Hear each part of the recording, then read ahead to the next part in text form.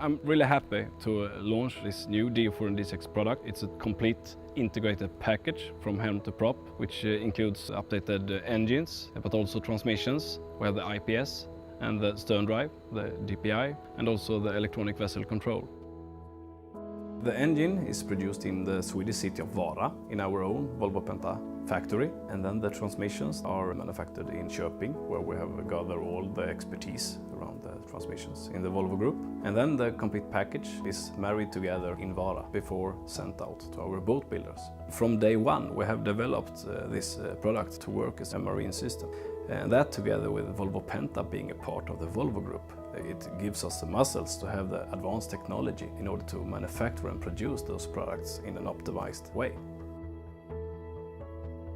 It will offer more comfort and ease of ownership in terms of fuel efficiency, lower cost of service and maintenance. It also is a really powerful package, so the performance is really good.